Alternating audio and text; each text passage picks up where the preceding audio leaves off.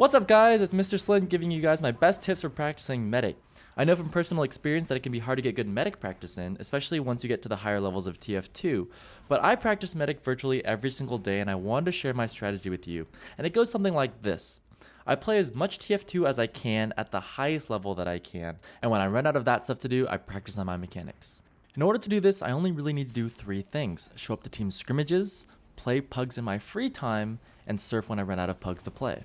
It's really simple when you think about it and anyone can do it. It's just scrims, pugs, and surfing, but I'll break down how I approach each one of these things because I treat each one differently. Surfing.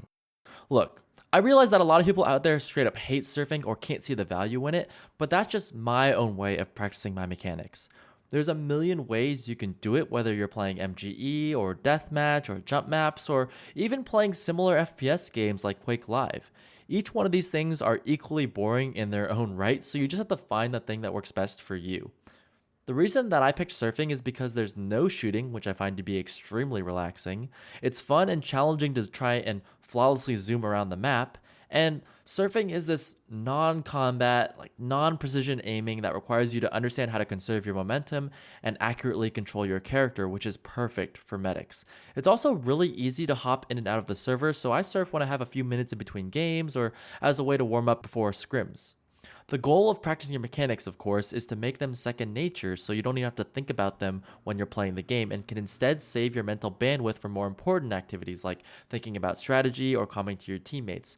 I find that talking to my stream while I surf is the perfect way to practice this because it relaxes me, helps take my mind off of the surfing levels itself, and is an easy way to give back to the community, so streaming is essential for me.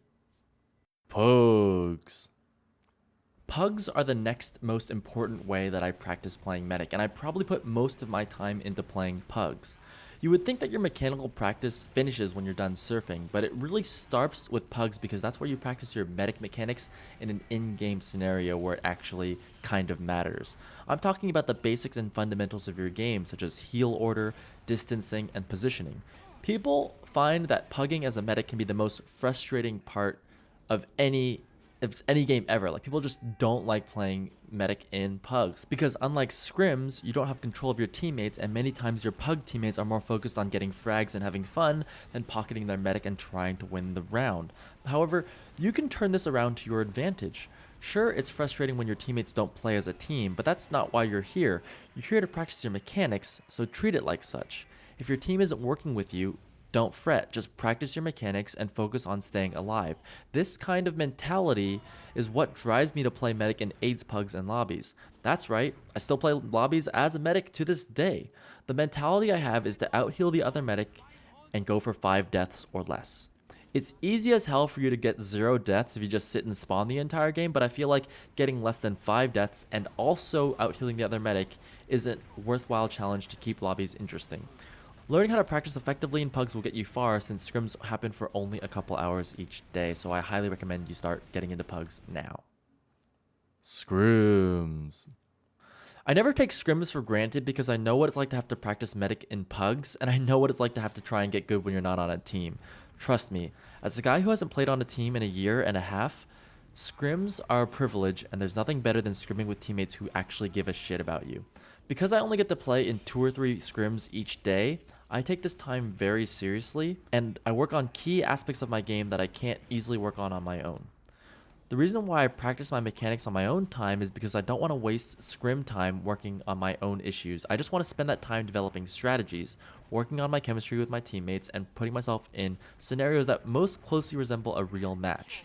If I could scrim all day, I totally would, but for now, I just take what I can get. Now, for those of you guys out there who are new to competitive and don't have a team yet or are in between teams as you look for the next big opportunity, please don't make the same mistakes that I made in the past.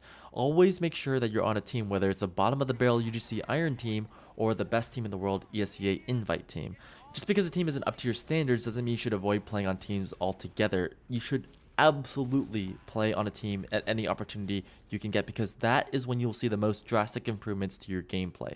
Playing in scrims every day with the same people is how you reliably develop yourself in the shortest amount of time. Pugs are definitely not an efficient use of your time compared to scrims because when you hop into a pug, you're spending so much time trying to figure out just how to play with the other players of the team. It's like you spend 20 minutes figuring out how your teammates play the game, and then the last 10 minutes you're like trying to work on your own game. Whereas in a scrim, you just hop into the scrim and you pick up where you left off yesterday. So it's really valuable to just play with the same teammates over and over again, day in and day out. Not only that, but your teammates actually want to see you succeed and actually want to see you improve, because your success is their success. When you win, they win. So you're actually going to be getting advice and coaching and tips from people who actually give a shit about you, because they know your gameplay really well, because they play with you all the time. So you just get like the best experience ever when you play on a team.